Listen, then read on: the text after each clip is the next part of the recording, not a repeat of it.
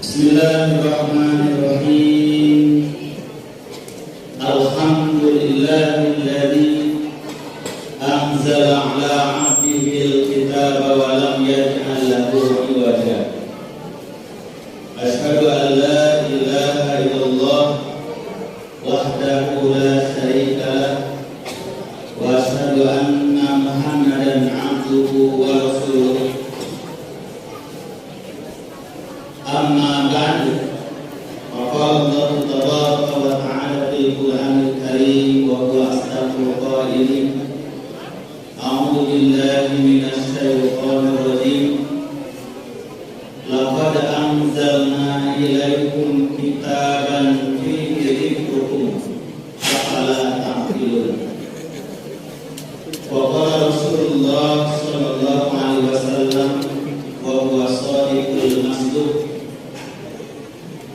Iqra'ul Qur'an fa innahu ya'ti yaumal qiyamati syafi'an li ashabi.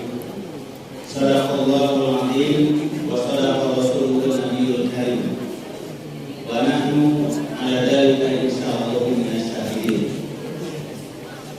Yang saya hormati, saya cintai, saya banggakan seluruh jajaran pimpinan dari Persatuan Islam, teman-teman dari pimpinan pusat, perwakilan pimpinan wilayah, pimpinan daerah, Kota Tangerang, wabil khusus kepada pemilik wilayah, wakil wali Kota Tangerang yang telah berkenan hadir di kesempatan yang baik ini. Jazakumullah atas kehadirannya serta jajaran dan rekan kita Kota Tangerang Selatan. Yang mohon maaf, saya tidak bisa mengabsen satu persatu. Jadi cukup tidak saja kepada yang telah mengabsen terdahulu. Kalau saya mengabsen satu-satu habis waktu untuk mengabsen ya.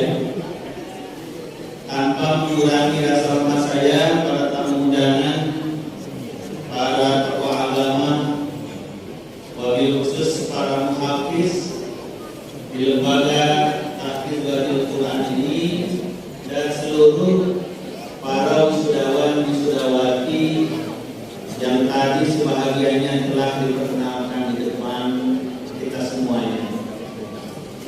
Pada kesempatan yang singkat ini, tentu saja pertama atas nama pimpinan besar Persatuan Islam, saya sangat menyambut gembira sekaligus mengapresiasi kegiatan yang dikemas dalam bentuk wisuda tahfiz akbar yang keempat 2023 ini, sekaligus peresmian Masjid Wadul Quran dalam pengayoman pembimbingan dan pengarahan dari pimpinan daerah Persatuan Islam Tangerang. Kegiatan ini mengambil tema membangun generasi dengan akhlak Quran untuk mengokohkan NKRI. Saya kira ini adalah tema yang sangat tepat dan akan senantiasa relevan sepanjang masa. Pertama, kita sebagai orang-orang beriman tentu meyakini bahwa sumber kemuliaan hidup kita, sumber kebaikan hidup kita, sumber kejayaan hidup kita, dan keselamatan hidup kita di dunia dan akhirat tentu adalah melalui Al-Quran. Hanya satu-satunya Al-Quran yang bisa menjamin keselamatan hidup kita di dunia dan akhirat. Sebagaimana yang saya bacakan salah satu ayat di dalam surah Al-Anbiya yang ke-10, Allah firmankan, laqad anzalna ilaikum kitaban fihi dzikrukum afala ta'qilun. Sungguh kami telah turunkan firman Allah kepada kamu semua kitab, satu kitab yang tiada lain adalah Al-Quran. Fihi dzikrukum, dalam Quran itu ada zikir bagi kamu. Afala ta'qilun, tidak kalian menggunakan akal kalian berpikir. Ada 3 tafsir yang penting dari ayat ini berdasarkan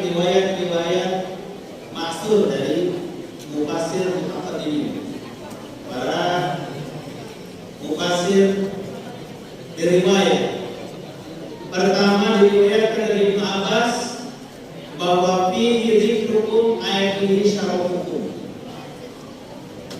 Kami telah turunkan Al-Quran dengan Allah. Dalam Quran itu adalah kemuliaan kamu,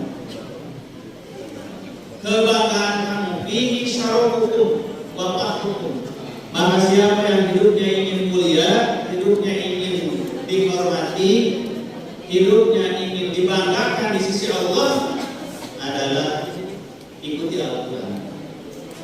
Maka tidak ada kemuliaan, kebanggaan yang hakiki, yang sejati kecuali dengan Quran.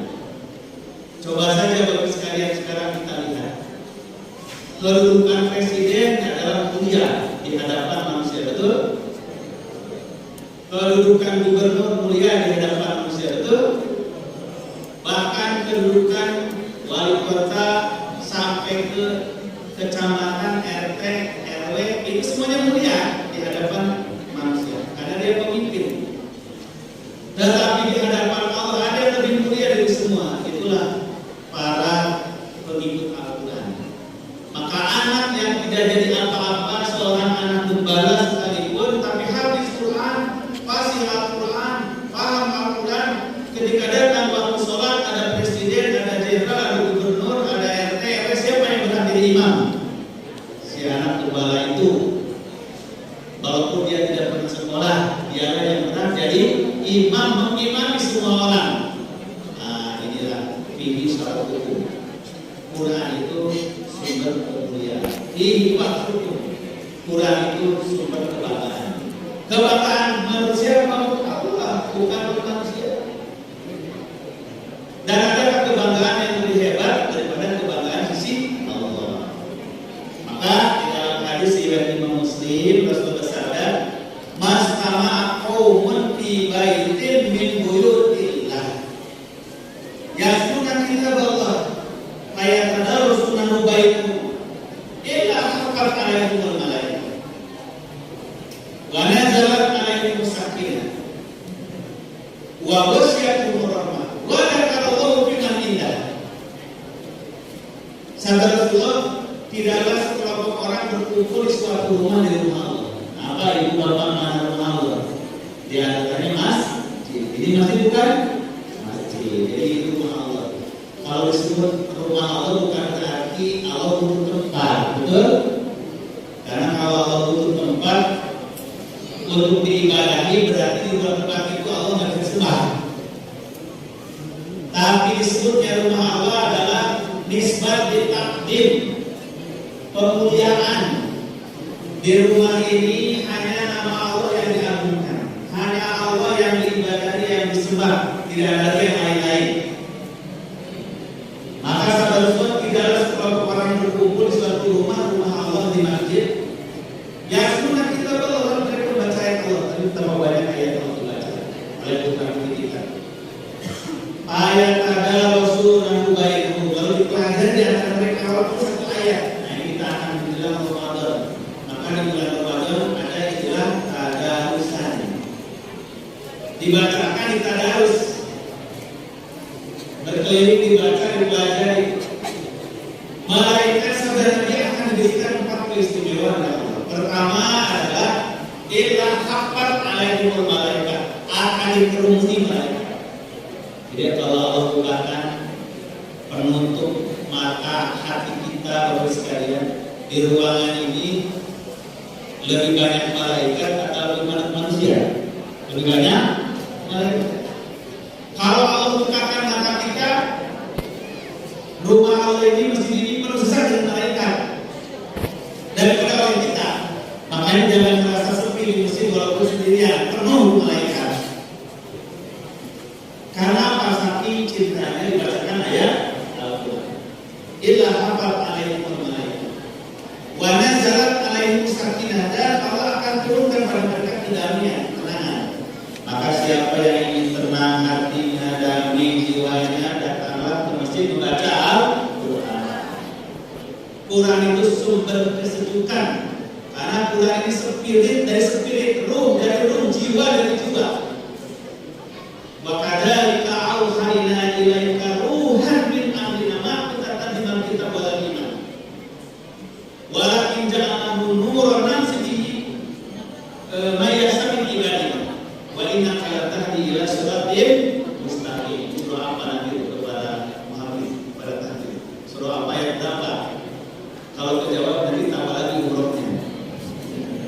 Tadi udah 3 orang ya biar tambah 1 lagi. Sedang nyari dulu sponsornya. Kalau ada nanti bisa lo dari Pak Wali Kota misalnya. Tadi sudah ada Wali itu 2-3 hadiah untuk umroh. Mudah-mudahan nanti yang tepat diserahin ke panitia yang dicari sambil dicari sponsor. Maka yang mau damai, mau tenang hatinya, bacalah Al-Quran. Nazalat alaihim sakinah. Tapi Ustaz, sekarang banyak orang mencari kedamaian di tempat rekreasi. Banyak orang berwisata, banyak orang kuliner, bahkan banyak orang pergi ke diskotik, ke dugem untuk cari ketenangan, betul?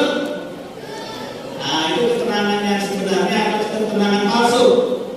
Ketenangan palsu. Ketenangan yang sebenarnya ada dalam Al-Quran, karena Al-Quran itu ruh dari ruh manusia, jiwa dari jiwa manusia, spirit dari spirit manusia. Wa kadzalika auhayna ilaika ruhan min amrina.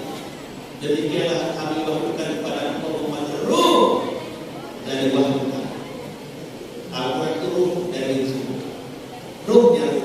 Kalau tubuh kita bisa hidup bergerak, merasa, menghayati karena punya ruh. Pertanyaannya, kalau ruh kita siapa yang bergerakkan? Itulah. Maka kalau badan kita mati, tidak punya jiwa, tidak punya ruh, jiwa kita pun mati kalau tidak berinteraksi dengan Al-Quran. Nah, maka yang kedua Allah jadikan keberkahan dengan Quran itu adalah wa nazalat alaihimus sakinah, damai artinya. Maka siapa yang tidak damai dengan Al-Quran, tidak tenang jiwanya dengan Quran, perlu dipertanyakan keimanannya. Ini orang beriman atau orang tidak beriman? Kok dengan Quran malah makin edan? Dibacakan Quran keimanan. Yang ketiga, sabda Rasulullah adalah wa ghasyyakumur rahmah, akan dicurahkan rahmat oleh Allah dimanapun orang berkumpul baca Al-Quran, rahmat Allah. Apa itu rahmat? Segala kebaikan dari Allah, pahalanya, rezekinya, kesehatannya. Karena Al-Quran itu sifatun lima fisudur, obat kepada penyakit. Yang sakit pun selalu dirahmat sembuh dengan Al-Quran, asal dia yakin benar-benar sebagai sifatun, terutama penyakit hati, penyakit perut. Dan yang keempat, saudara Rasulullah adalah wadakarallahu mimman indahu. Orang yang baca Quran, bertadarus Quran di masjid, di rumah Allah, akan dipuji-puji Allah di hadapan malaikat. Itulah fihi mahfud, fihi syarafuhu, kemuliaan, keagungan. Al-Quran mengangkat martabat. Di mana kalian lihat oleh kalian wahai malaikat. Katanya manusia itu kalau berusaha di muka bumi tidak, mereka bukan membuat kebaikan. Buktinya mereka kumpul. Nah, maka Bapak Ibu yang dirahmati oleh Allah, yang pertama, Quran adalah sumber kebanggaan, kemuliaan kita. Siapa yang ingin mulia, hiduplah dengan Quran. Siapa yang ingin maju, hiduplah dengan Quran. Umat kaum bangsa manapun, tapi usaha sekarang yang maju kok China, yang tidak dengan Quran, betul? Tapi yang maju sekarang Amerika yang jauh dari Quran, betul? Yang maju sekarang adalah Rusia yang dari Quran, betul? Pertanyaannya majunya apa ini? Maju ke surga atau ke neraka itu? Maju kepada keselamatan atau maju kepada kebinasaan? Kebinasaan. Memang maju, tapi majunya kemana? Memang modern, tapi modernnya kemana? Maka kita yang harus punya visi dan misi yang jelas, mau modern dan maju seperti apa yang kita inginkan. Kemajuan, kemodernan, peradaban yang dibangun di atas marwah kemuliaan akhlak. Kenapa? Karena hakikat peradaban manusia adalah moralitasnya, akhlaknya, integritasnya, adabnya. Sebagaimana penyair Arab mengatakan, innamal umamu akhlaquhum ma baqiya wa in dhahaba akhlaquhum dhahab. Hakikat peradaban manusia adalah akhlaknya, moralitasnya. Kalau suatu kaum sudah hilang akhlaknya, hilang moralitasnya, dhahabu, mereka dianggap sudah tidak ada di muka bumi ini, telah hilang, telah binasa. Maka kita membangun generasi dengan Al-Quran ini untuk mengokohkan NKRI dengan kepada Al-Quran. Insya Allah. Yang kedua, kata Imam Mujahid, fihi dzikrukum ay fihi haditsukum. Dalam Quran ini sumber daripada sejarah hidup. Jadi Bapak Ibu kalau mencari sejarah hidup kita sebagai manusia yang sebenarnya bacalah Quran. Jangan baca bukunya Charles Darwin. Kalau baca bukunya Charles Darwin, manusia itu bukan dari Adam, tapi dari mana? Dari kera. Mau nggak Bapak Ibu sekalian yang moyangnya kera? Bacalah Quran. Kalau kata Quran, kalian ini diciptakan siapa? Dari Adam. Itulah fi haditsukum. Dalam Quran sejarah hidupmu. Dari mulai apa diciptakan, siapa nenek moyang, untuk apa ada di hidup di dunia, mau kemana? Itu hanya ada di Quran. Fi haditsukum. Di Quran lah sejarah hidup yang sebenarnya.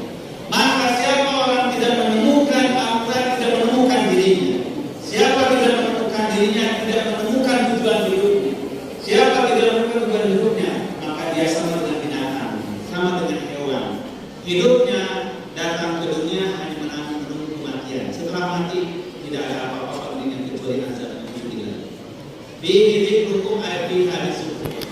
Dan yang ketiga kata Al-Quran, fihi dzikrukum, kata Al-Hasan ay fihi dinukum.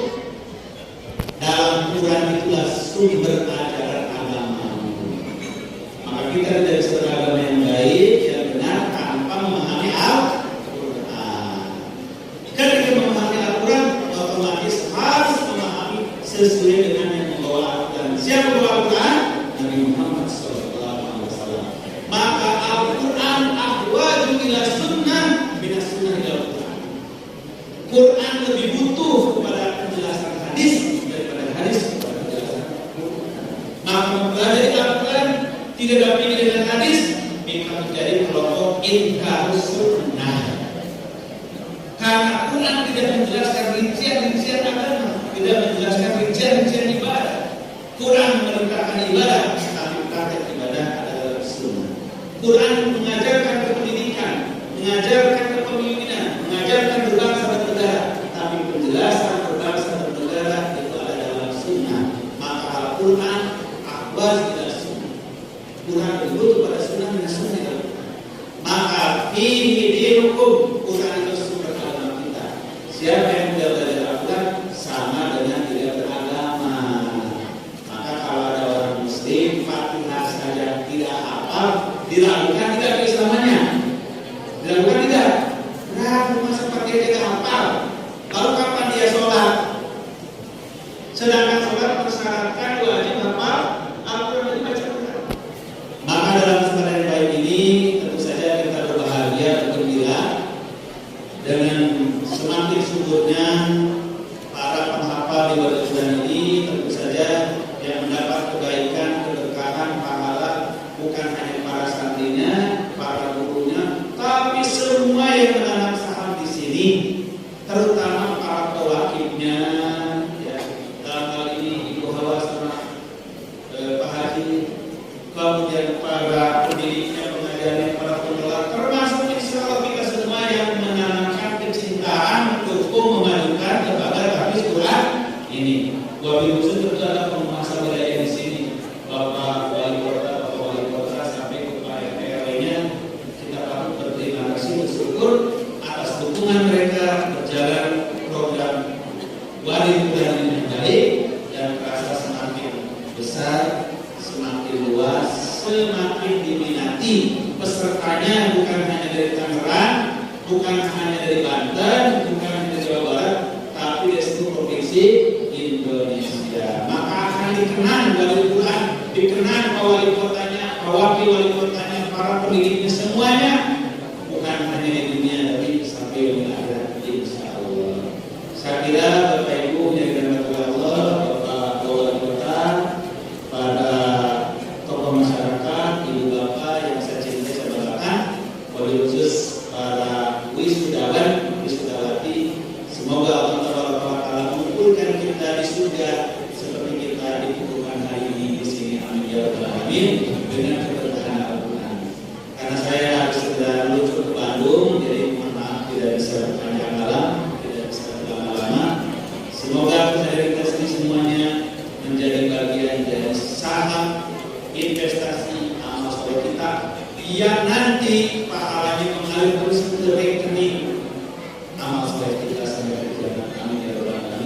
Aku qouli hadza wa astaghfirullah li wa lakum. Allahu ya'khudhu bi aydina ila ma fihi khairul lil Islam wal muslimin. Wassalamu alaikum warahmatullahi wabarakatuh.